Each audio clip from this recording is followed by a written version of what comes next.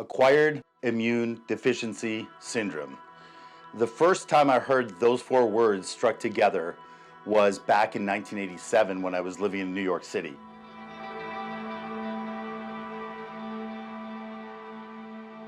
Here I was, a 20-year-old white boy who had moved from St. Germain, Wisconsin, unpopulated, to the city of New York because I wanted to follow my dreams of working in theater. That part I did. I got a great job at 20 years old. I was working in theater and I had the courage to come out. I met a guy named Tony and I thought, boy, this is good. This is a good time in my life. And Tony at that point had mentioned the word AIDS, the anachronism for the four words I used earlier. And he had explained to me that his partner Bobby had just died of AIDS. So for someone like myself who hadn't even really known the world and I was in a positive part of my life, I'm not gonna lie, my life kind of crushed immediately, because then you know what it's like, you hear a word and all of a sudden you hear it everywhere around you. And of course I was hearing about this, loss after loss after loss. Tony was alcoholic and I knew at the time that I needed to do something about that. It was affecting my life. And I decided for the first time in my life to walk in a room. Many of you in the 12-step community know what that means. And so I found comfort in that community around me talking about my issues with a partner who was drinking. And my life in Al-Anon took off at that point, and it helped me, but it kind of kept me closed and quieted from what was really going on. As my life kind of spun out of control, I decided I needed to move on from my relationship with Tony. But I was walking on the streets in New York, true story, and I saw a very handsome man on the corner opposite where I was standing. And we started talking, and his name was Charles. Well, wouldn't you know, he lived on the other coast. He lived in Los Angeles. Cut to that part of my life, I got on the plane, first class, I left New York, I was 21 years old, moving to LA to start a life with Charles. I came to understand that Charles had HIV. I went into the relationship, I don't know if he was hiding that fact or not, but I knew, all right, moved to a new coast, things are still going well, but now I'm deeper in it. I'm in love with someone who was affected with the disease that at that point I gotta remind people, you know, we live in a world now where there are cocktail drugs and there are stories of people living with AIDS, not dying from AIDS. But I gotta tell you, back in the 90s, people were dying of AIDS and I knew it would happen. And he and I continued our work together. I got out of my haze, I saw a therapist. As I started coming out of that shelter life, I really was attacked by what was going on in the forefront of a great loss to our community. At that point, it was white gay men that were affected by the disease, and it even gives me pause sometimes to think that we were that targeted. You know, there was a time when people just wanted to blame it on someone or try to make sense of something we didn't know was going on. A really good part of my life in Los Angeles was church community.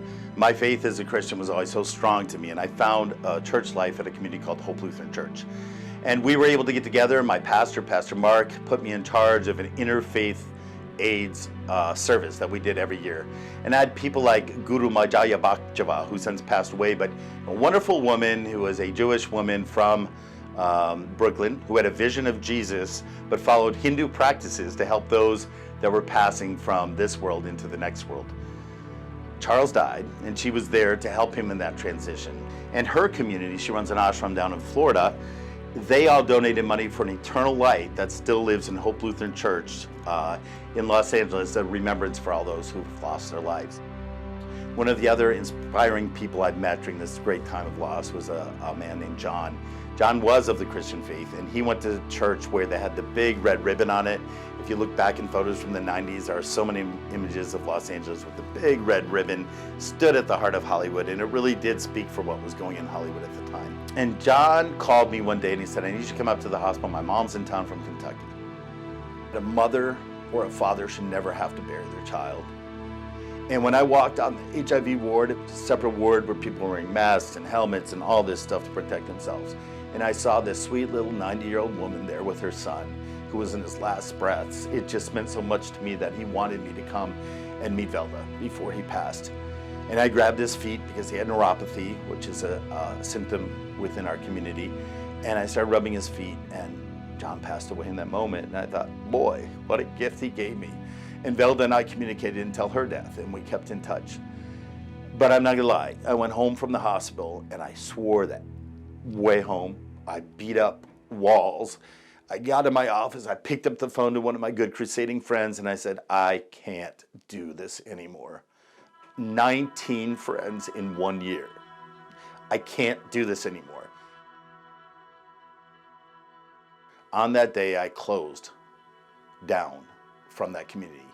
I couldn't grieve anymore.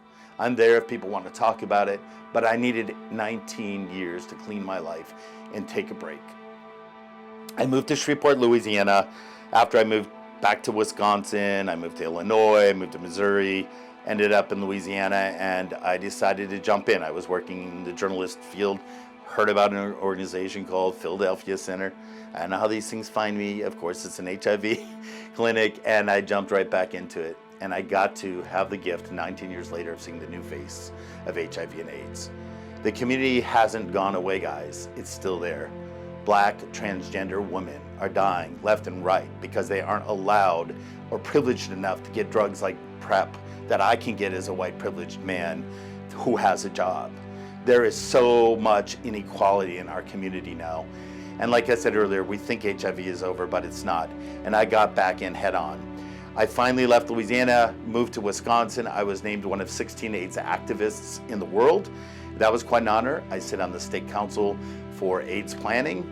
And what I realized as I wrap this thought up is my story is my story, and thank you so much for allowing me to share it. But every one of us, we all have stories to share. We all have losses. We all can grieve, and they may be for different reasons. But the strength that we have, as I've defined earlier, is all about community. Get out there, grieve. It's okay to cry. We all go on, and we know we can hold the hand of someone that's there or someone that's here, but we don't have to do this alone. Keep building, keep fighting the fight, but don't do it alone, and it's okay to grieve.